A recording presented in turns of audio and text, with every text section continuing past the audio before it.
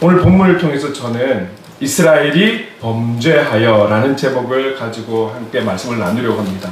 여기서 조금 제가 부제를 본다라면, 부제를 제가 이렇게 주보에나 따로 이렇게 기록하지는 않았는데요, 제 스스로는 이 부제를 내가 범죄하여 라는 제목으로 함께 말씀을 나누려고 합니다. 자, 지난주에 원래는 15절까지 함께 말씀을 보려고 했었는데 9절까지 보게 되었습니다. 그래서 여호수아가 가지는 생각과 그 마음의 중심을 좀 살펴보았죠. 그리고 내용이 이어지는데 이 7장 전체의 내용의 핵심은 1절에서 이미 말씀하고 있다라고 지난주에 함께 나눴습니다. 자, 그리고 2절부터 이 9절까지 오면서 결국 그 여리고 성에서 승리한 이 이스라엘 백성들이 여리고 성과는 비교되지 않은 작은 성, 아이 성을 또 이제 공격을 합니다. 그런데 사실 이제 어이없게도 충분히 이길 것으로 기대했고, 그래서 뭐 전체가 나가서 싸우지도 않습니다. 그 중에서 한 3,000명 정도만 선별해서 전쟁을 충분히 그 인원으로도 승리할 것이라 믿었건을 오히려 패배한 것이죠. 이 패배가 너무도 이제 우리가 볼 때는, 그쵸, 사람이 볼 때는 어이가 없어서 여호수아가 어이가 없는 상태에서 마음이 너무 상해가지고 기도를 하는데, 그 하나님 앞에 기도함이 좀 내용을 보면 왠지 원망하는 것 같은, 그 원망하는 것 같은 그런 표현도 있지만, 결국 9절 마지막에 그가 고백하는 것은 우리들의 패배가 우리의 패배만으로 끝나는 것이 아니라 지금까지 여호와 하나님의 그 이름이 계속해서 높아져 갔는데, 우리의 이번 이 전쟁의 실패로 인해서, 그것도 아이성의 전쟁의 실패로 인해서 하나님의 이름이, 높아져 갔던 그 이름이 많은 사람들에게 또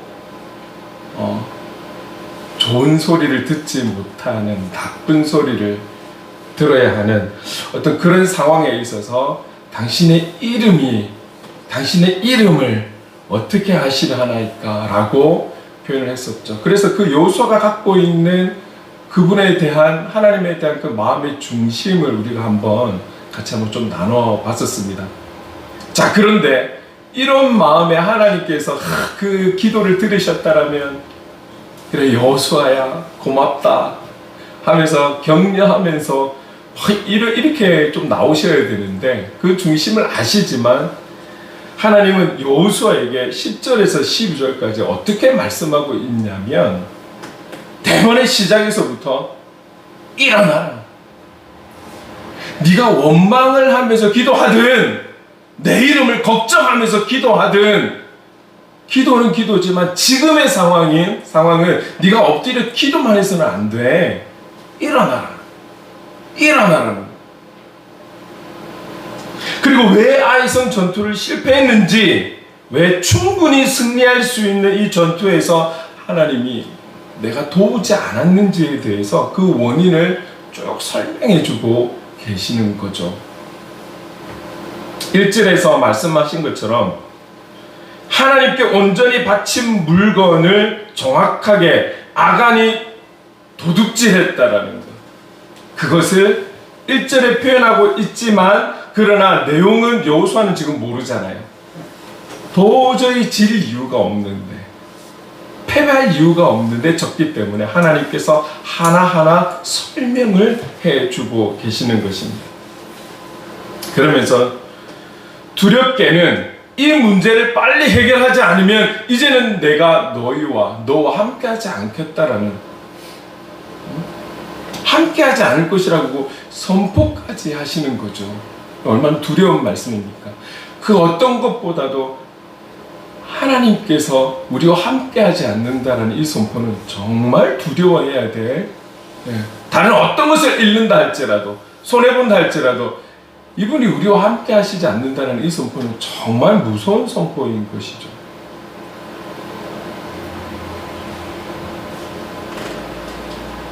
여리고성 전투에서 승리한 것도 사실은 결코 쉽지 않았던, 백성들이 믿고 순종하며 행하기에는 쉽지 않았던 부분이지만 그 하나님의 명령을 모든 백성이 그래도 순종이든 또 어떤 사람에게 있어서는 복종이든지 간에 잘 마무리해서 승리를 했어요. 그리고 그 첫 승리 뒤에 있을 또 어떤 내용들, 행위들에 대해서 여호수아가 하나님의 말씀을 받고 이들에게 조심시켰어요. 첫 승리이기 때문에 모든 것을 하나님께 바쳐야 하며 모든 생명은 멸해야 한다라는, 꼭 그렇게 해야 된다라는, 이번만큼은 전리품을 걷어가는, 챙기는 그런 일이 있어서는 절대 안 된다라는 것을 분명하게 주의를 줬기 때문에 여호수아는 이런 일이 있을 거라고 상상도 못했을 거예요. 왜냐? 그 여리고성도 쉽지 않은 일도 그들이 해왔잖아요. 그렇기 때문에 이번 일도 잘 할 것이라고 그렇게만 생각해 왔었는데 결국 그 옥의 티를 하나님은 보고 계셨고, 여기에 대해서 해결을 보지 않으면 앞으로는 내가 너희와 함께하지 않을 거야.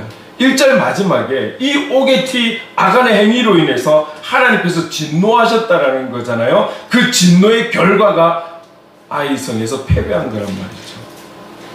전혀 생각지도 못했던 이 일들이 벌어지고, 그리고 이제는 하나님께서 여호수아에게 하나하나 설명을 해주시고 있고, 엎드려 기도하는 것도 중요하지만 지금은 네가 일어나서 이 문제를 해결해야 될 때야 하고 세우시고 말씀에 설명해 주고 계시는 내용이라는 것이죠. 여러분, 모든 사람이 한 마음 한 뜻 된다라는 것이 결코 쉽지 않은 것을 여러분들이 학교를 다니면서 또는 직장 생활 하시면서 아마 가정 안에서도 어떤 하나의 문제를 놓고 같이 마음을 모을 때 쉽지 않다라는 것을 이미 오랜 시간들을 통해서 경험해 오셨을 거예요.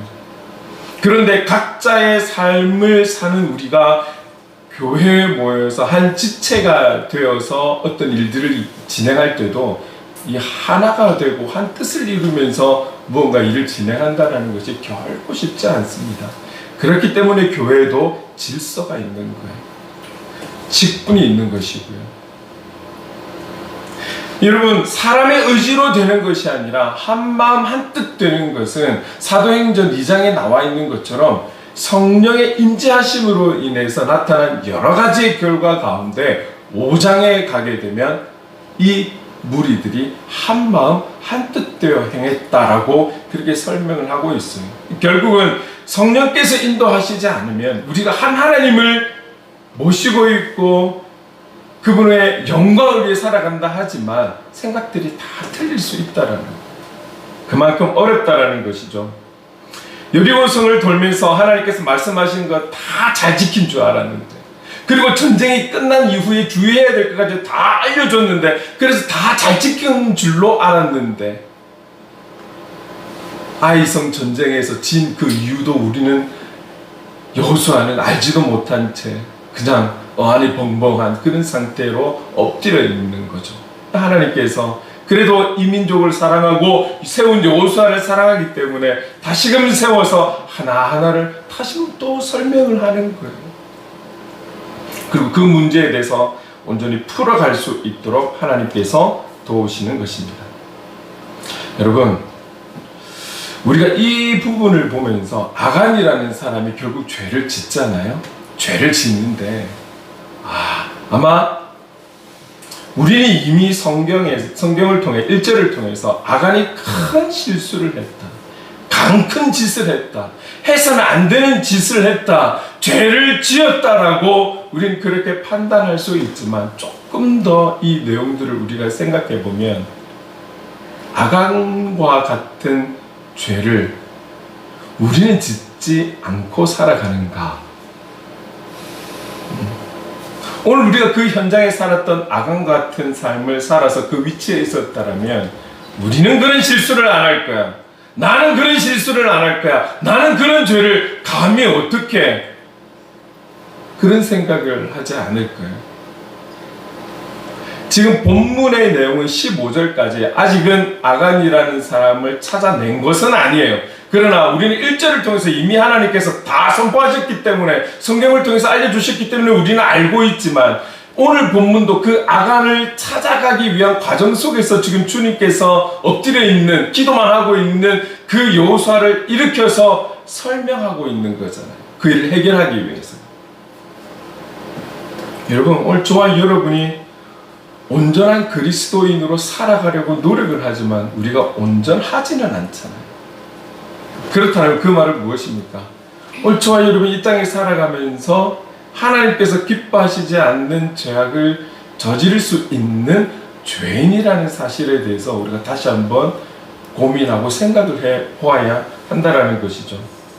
우리가 온전한 그리스도인이라면 우리는 그에게 손가락질 할 수 있을 거예요. 판단할 수 있을 거예요. 어디 감히. 그러나 아간을 바라보는 우리의 시선이 그 시선으로 내 자신을 들여다봤을 때 우리는 나를 어떻게 표현할 수 있는지, 어떤 신앙의 단계에 있다라고 말할 수 있는지 볼 수 있어야 하는 것이죠. 그러나 여러분들이 여러분 스스로를 바라본다 할지라도 제가 분명하게 말씀드릴 수 있는 것은 성경의 말씀에 의지하여 저와 여러분은 모두가 죄인이라는 것이죠. 죄인. 그래서 저와 여러분이 이 사람을 정죄하는 자세보다는 우리도 저 죄를 지을 수 있는 연약한 죄인이라는 것을 인정하고 우리의 입으로 시인할 수 있는 이 정직한 신앙의 고백이 먼저 필요하다라는 것이죠. 우리의 마음에 하나님 중심, 말씀 중심의 자세가 없다라면 우리도 그 죄를 지을 수 있습니다. 하나님을 향한 경외함이 없다라면 우리도 그 죄를 지을 수 있어요. 우리가 너무나 극심한 어려움 속에 있다라면 우리도 그 죄 지을 수 있어요. 나의 약점 중에서도 혹 탐심이라는 이 부분에 대해서 정말 약하다면 우리도 그 자리에 있었다면 그 죄 지을 수 있어요. 전리품이 탐나서 나 찍게 되는데 근데 내 손이 자꾸 가는 걸 어떻게 해요? 말씀에 대한 순종의 의지가 없다라면, 복종의 의지가 없다라면 그 죄 지을 수 있습니다. 결국 우리가 완벽하지 않다라면 우리도 그 자리에 있었으면 우리가 아간이 될 수도 있다라는 거죠. 크게는 결국 우리도 우리의 본성이 죄악을 가지고 태어난 죄인이라는 것, 이것을 잊어서는 안 된다라는 거예요. 저와 여러분이 주님 앞에선 지을 수 없는 죄인이라는 사실을 듣기 싫으시겠지만, 죄인이라는 단어가 결코 즐겁고 기쁘게 받아들일 그런 단어는 아니지만 우리가 그렇다라는 것을 인정하고 시인해야 하는 것이죠. 여러분, 오늘 저와 여러분이 이 자리에 있는 것은 그만큼 자격이 되어서 이 자리에 있는 것이 아니라는 거죠. 세상 사람들과 지금 우리가 계속 이야기하고 있는 이 죄인, 모든 사람이 죄를 범하였음에 하나님의 영광에 이르지 못하더니 그 모든 사람이 우리가 속하여서 죄인으로 살아가지만 예수 그리스도를 믿는 그 믿음으로, 조금 전에 우리가 회개하면서도 그분의 보혈의 은혜가, 그 우리를 향한 그 사랑을 믿음으로 믿는다라면 동일한 죄인이지만 우리는 용서받은 죄인으로 살아갈 수 있다라는 것, 우리가 이 믿음으로 사실 이 자리에 있는 것이고 살아가는 것이잖아요. 죄인과 용서받은 죄인은 다른 거예요. 우리를 향한, 우리에게 붙어있는 이 수식어 죄인이라는 단어는 바뀔 수 없지만, 그러나 예수 그리스도를 믿는 유일한 한 가지 이 방법, 이 믿음으로 인해서 우리는 용서받은 죄인으로 살아간다라는 이 사실을 잊어서는 안 되는 것이죠. 여러분 기억하십시오. 우리가 죄값을 지불하고 용서받은 죄인이 아니라 우리를 너무나 사랑하셔서 그 사랑이 깊이를 알 수가 없고 그 사랑의 크기를 다 알 수 없는, 이해할 수 없는 그 놀라운 사랑을 우리는 입은 자로서 예수 그리스도를 이 땅에 허락해 주셔서 그 예수 그리스도를 통해 우리의 죄값을 지불하게 하심으로 인해서 우리는 용서받은 죄인이 되었다라는 사실. 우리가 한 것은 이 사실을 믿는다라는 것, 이 믿음 하나 때문에 우리는 용서받은 죄인이 된 것이죠. 죄인의 앞날은 지옥이지만 용서받은 죄인의 앞날은 영원한 하나님 나라라는 것을 우리는 잘 알고 있습니다. 그 은혜로 인해서 우리는 용서받은 자로 살아가고 있다는 것이죠. 그렇기 때문에 우리는 그 십자가의 사랑을 잊어서는 안 되는 거예요. 우리를 향한 하나님의 그 크신 위대한 놀라운 사랑을 잊어서는 안 되는 것이죠. 여러분, 살아가다 보면 바쁘다라는 이유로 여러 가지 어렵다고 힘들다라고 지친다라는 이유로 인해서 우리가 그 십자가의 사랑을 잊어버린다라면, 예수 그리스도의 우리를 향한 그 헌신의 사랑을, 위대한 사랑을 우리가 잊어버린다라면, 여러분, 우리도 하나님께 온전히 바친 것을 훔치는 그런 죄인이 될 수 있다라는 거예요.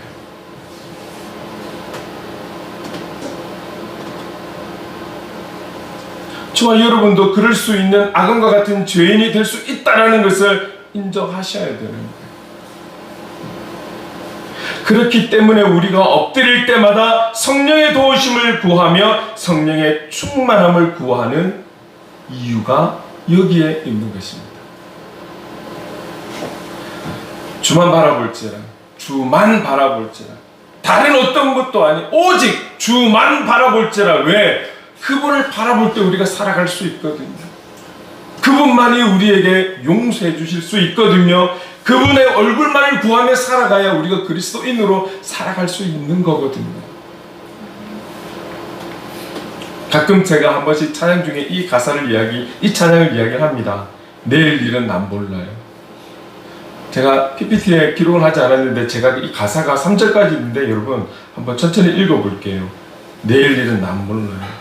이 작사가가 어떤 마음으로 이 곡을 썼는지. 가사가 이렇습니다. 1절. 내일 일은 난 몰라요. 하루하루 살아요. 불행이나 요행함도 내 뜻대로 못해요.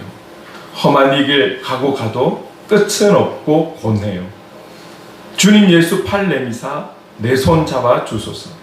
내일 일은 난 몰라요. 장래일도 몰라요. 아버지여 날 붙드사 평탄한 길 주옵소서. 여러분, 불행이나 요행은 반대, 불행의 반대이죠. 잘됨, 행복 이런 것을 뜻하고 있습니다. 내가 못되고 잘 되는 것도 내 뜻대로 안 된다는 거죠. 험한 이 길은, 험한 세상의 길은 가도 끝이 없고 우리는 고뇌요. 나는 고뇌요. 힘들어요. 피곤해요. 지쳐요. 주님 예수 팔 내미셔서 내 손을 잡아주세요. 내 손 잡아주세요. 내일 일은 모르겠어요.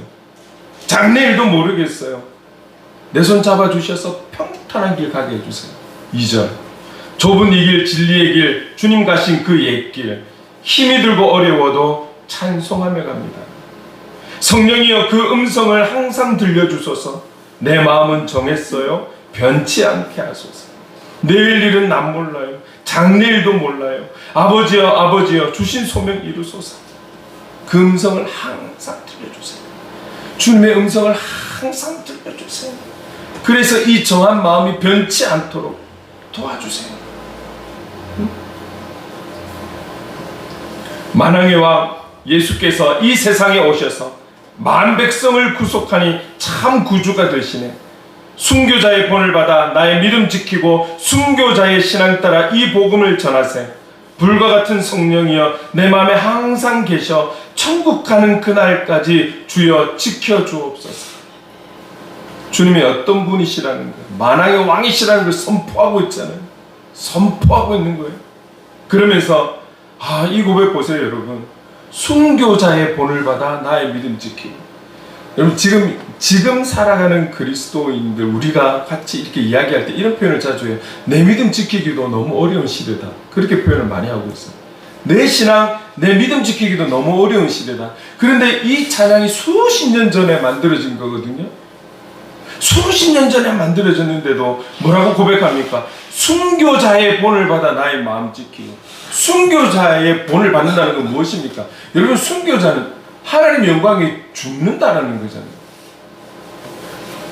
그 죽음을 본받아서 하나님의 영광에 죽겠다라는 이것을 본받아서 내 믿음 지키겠다. 내 믿음 지키겠다. 그냥 내 믿음 지킨다고 지켜지는 것이 아니라 이런 죽을 각오를 하면서 내 믿음 지킨다. 순교자의 신앙 따라 복음을 전해서 죽는 마음을 가지고 복음을 증거해야겠다. 이분의 결단이 얼마나 귀한 결단입니까? 그냥 믿는 자들이 모여서 하는 그런 말은 아닌 거잖아요. 불과 같은 성령이여 내 마음에 항상 계셔 천국 가는 그날까지 주여 지켜주옵소서. 천국 가는 그날까지 이 내용을 우리는 지금 어떻게 표현하고 있습니까? 끝까지. 제가 잘 쓰고 있는 표현이 끝까지지만 끝까지가 이걸 말하는 거예요. 천국 가는 그날까지 주님 마지막 우리 부르시는 그날까지 주여 지켜주옵소서. 주여 지켜주옵소서. 끝까지 내가 죽음을 각오하고 내 의지로 내 신앙으로 한번 살아볼게요 이게 아니잖아요. 끝까지 이 믿음 가지고 살아갈 수 있도록 주여 지켜주옵소서. 여러분, 우리가 큰 비전을 가지고 내일을 향해 달려가는 것도 중요합니다. 성경에 나와 있듯이 우리 입을 크게 벌려서 내일을 향해 달려가다 보면 내가 하지 못하는 내 영역이 아닌 부분들도 그 믿음으로 인해서 하나님의 도우심으로 인해서 그 모든 것을 채워주시고 도와주시고 우리가 꿈을 꾸며 살아갈 때에 믿음대로 응답해 주시는 하나님의 역사를 경험할 수 있습니다.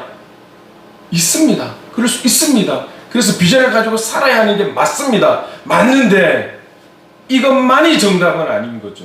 이것만이 정답이면 오늘 이 찬양 내일 일은 난 모르고 오늘 하루 최선을 다해 살아가겠습니다. 이 고백이 저 사람 비전도 없어. 하나님 믿는 믿음이 왜 저래? 라고 판단할 수 있는 거잖아요.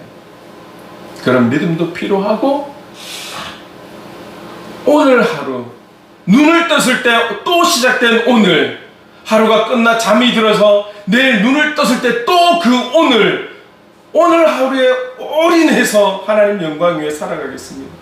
주님의 그 돌보심과 지켜주심과 붙들어 주심으로 인해 살아가겠습니다. 순교자의 그 피를 본받아 그렇게 내 믿음 지키고 복음 전하며 그렇게 오늘을 하나님 지키심으로 살아가겠습니다. 이 결단의 고백이 오늘만 살겠다라는 거 아니죠. 오늘만 그러겠다라는 거 아니잖아요. 주님 천국 가게 하시는 그날까지 끝까지 그렇게 살겠습니다. 어쩌면 더 큰 결단 가운데 목숨 걸고 하나님 앞에 드리는 고백의 찬송이 아닌가 이렇게 생각을 해봅니다.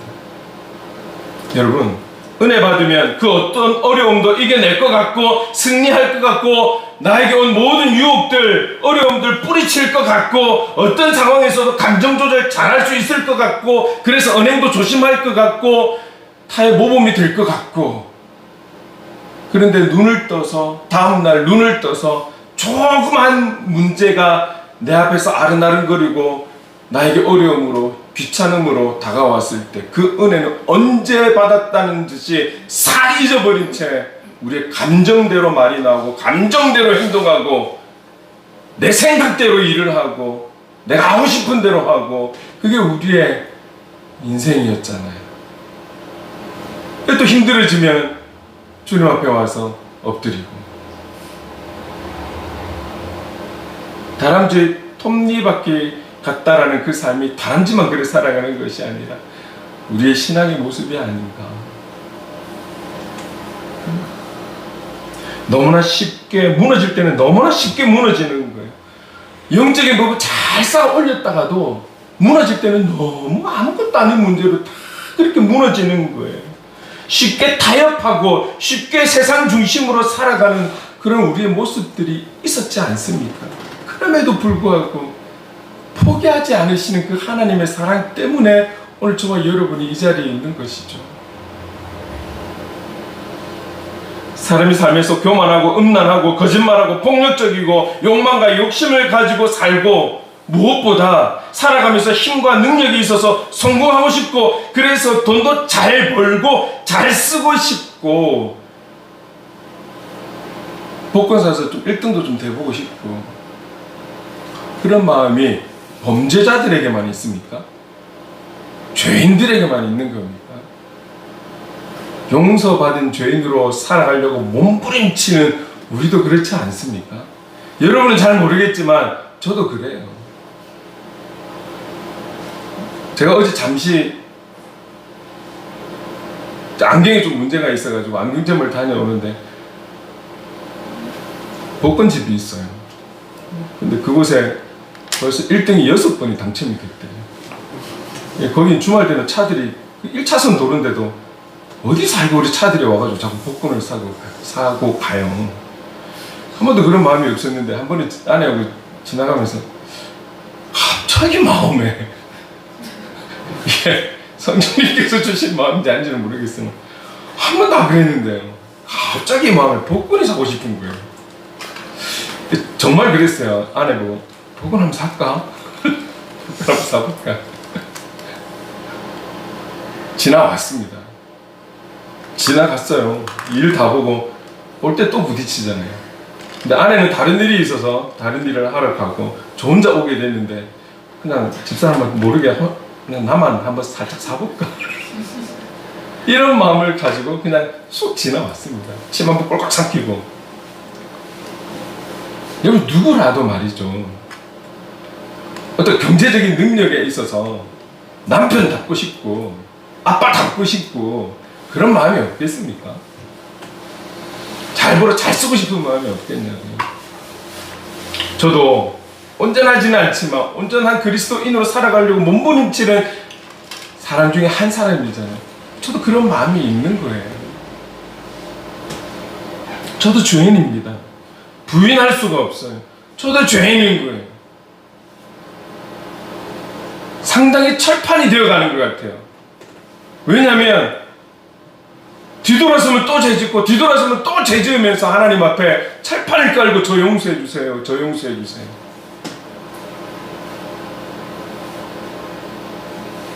여러분 회개도 용기가 필요하더라고요.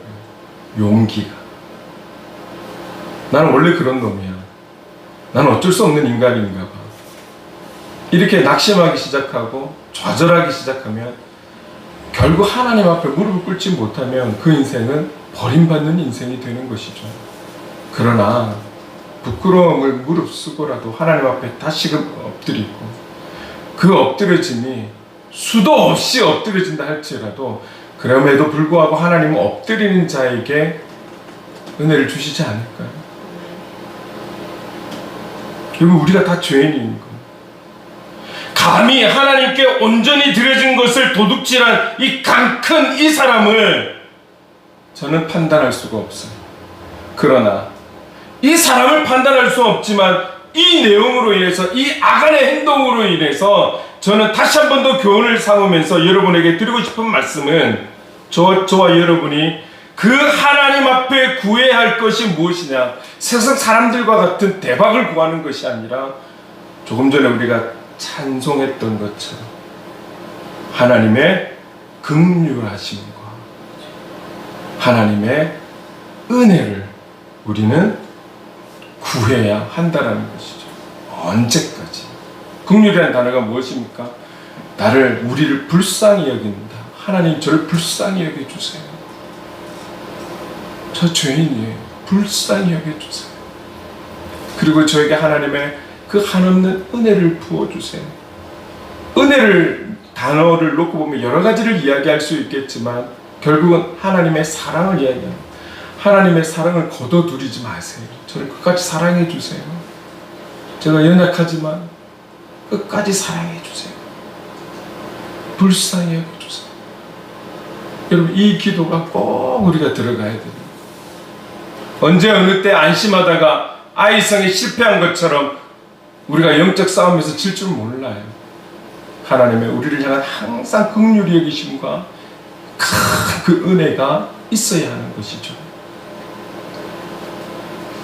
하나님은 훔친 범죄자를 찾고 그에게 큰 벌을 주려고 하십니다. 우리 15절 말씀 같이 한번 읽어볼게요. 시작. 온전히 바친 물건을 가진 자로 뽑힌 자를 불사르되 그와 그의 모든 소유를 그리하라. 이는 여호와의 언약을 어기고 이스라엘 가운데에서 망령된 일을 행하였음이라 하셨다 하라. 여러분 너무 무섭지 않습니까? 결국 그 온전히 바친 물건을 가진 자를 제대로 뽑게 하시는 내용이 다음 주에 나오게 될 거예요. 그죠? 뽑을 거예요. 그 사람을 정확하게 찾아낼 거예요. 그리고 그 사람을 용서하라가 아니에요. 그 사람의 갖고 있는 그 모든 소유, 그 생명까지도 불살라.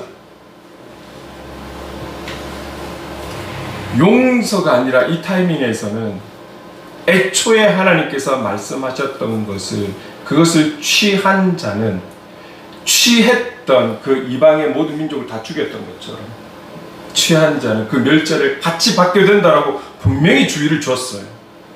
그것을 하나님의 것을 취한 자였기 때문에 결국 그도 하나님의 한 번의 말씀이 선포될 때에 지켜져야 하는 것처럼 그도 멸절당해야 하는 거죠. 그래서 그가 가진 모든 것과 그의 생명이 죽을 수밖에 없는, 죽여라고 명령을 하고 있는 것입니다. 참 너무나 무섭습니다. 이 범죄자를 찾기 위해 하나님은 모든 백성이 하나님 앞에 서기 전에 한 번 더 정확한 말씀을 주시는데 13절에 이렇게 시작하고 있어요. 13절에 너는 일어나서 백성을 거룩하게 하라. 거룩이라는 단어가 참 우리에게 무겁게 다가오는 단어이긴 합니다. 이것을 조금 더 다르게 설명을 하면 이 거룩이 갖고 있는 히브리어 원문에는 카다시라는 단어를 쓰고 있어요. 근데 이 카다시가 거룩이라는 단어로도 쓰여지지만 또 한편에서는 성결이라는 단어로도 쓰여진답니다. 성결이라는 단어가 우리가 어떤 뜻이라는 걸 알고 있잖아요. 결국 천박하고 속된 것이 없이 거룩하고 깨끗한, 결국 뭐냐면 하나님께서 이스라엘 백성들이 거룩해라라고 말씀하는 것은 너희들 깨끗해야 돼. 너희들 다시 한번 점검해. 너희들이 깨끗해야 돼 라고 말씀을 하고 명령을 주시는 거예요. 여러분, 온전히 바친 물건을 가졌다라는 것은 결국은 하나님의 말씀 갖지 말아라, 이번은 안 된다라고 주의를 줬음에도 가졌다라는 것은 하나님 말씀에 순종하지 않은 거잖아요. 그 말씀에 대항하는 것이 되는 거잖아요. 하나님을 향한 경외함이 없기 때문이죠. 여러분 이 말에 주의하셔요.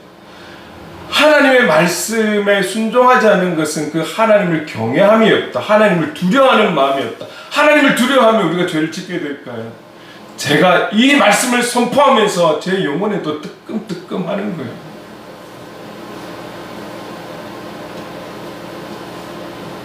우리가 하나님을 향해 경외하는 마음을 가지고 살아갑시다. 하나님을 아버지라고 두려워하며 살아갑시다. 지금 그것을 얘기하는데 결국 죄를 지었다는 것은 그 경외함이, 그 두려움이 없다라는 거잖아요. 하나님 중심의 삶을 살지 않는 자의 모습이 바로 이 모습인 거잖아요. 취하지 말라고 했는데 취했으니. 여러분 그렇습니다. 이 모습이 아간의 모습만이 아니라 단지 하나님의 것을 취한 이것만이 죄가 아니라 윤리적이고 도덕적이고 뿐만 아니라 하나님께서 기뻐하시지 않은 그 모든 죄악들에 대해서 우리도 실수할 수 있고 죄를 지을 수 있고 내 환경과 상황에 따라서 그리고 나의 약점에 의해서 그리고 늘 공격하는 사단의 전략과 전술에 의해서 우리가 죄를 지을 수 있는 것이죠. 그렇기 때문에 우리는 늘 성령의 충만함으로 살아야 하고, 그 성령의 충만함을 통해서 기도할 때마다 하나님이 우리를 긍휼히 여겨주소서, 하나님의 은혜 가운데 살아가게 하소서, 은혜 위에 은혜를 더입혀 주소서, 이 간구가 우리에게 필요한 것입니다. 여러분, 우리가 살아가면서 이 은혜와 긍휼히 여겨주시는 그 주인공 되신 예수 그리스도 그 한 분만으로 우리가 만족하고 의지하고 신뢰하고 기대하며 불렀던 찬양처럼 그분만을 바라보며, 그래서 그분으로 인한 감사로 고백하며 찬양하며 살아가야 하는 그런 우리가 되어야 할 줄로 믿습니다. 여러분, 우리가 받은 은혜, 우리가 받은 그 구원은 그 어떤 세상의 무엇과도 바꿀 수 없는 놀랍고 위대한 선물인 것을 우리는 꼭 기억하셔야 돼요. 오늘 저와 여러분에게 예수 그리스도 그 이름을 믿는 믿음을 주셨다는 이 믿음은 이 세상에 어떤 값진 것을 준다 할지라도 바꾸어서는 안 되는, 비교할 수 없는 놀라운 선물이라는 것을 여러분 꼭 기억하셔야 돼요. 그 선물을 주신 그분을 찬양하며 살아가는 삶, 이 삶이 우리의 삶이 되어야 하는 것이죠. 그리고 하나님은 우리에게 이사야 43장 21절의 말씀처럼 우리의 창조가 그분을 찬양하기 위해 창조되었다라고 말씀하고 있는 것처럼 그분을 찬양하며 살아가는 삶이 저와 여러분의 삶이 되어야 하는 것입니다. 여러분, 기억하십시다. 저와 여러분이 죄인이라는 사실을 잊지 않고, 그러나 용서받은 죄인으로 우리를 인도하신 그 하나님의 은혜에 달마다 감사하며 남은 우리의 삶이 하나님 영광 위에 사는, 그래서 주님의 뜻을 이루는 온전한 통로의 사명을 감당하는 그런 삶의 예배자 될 수 있기를 예수님의 이름으로 축원합니다. 아멘.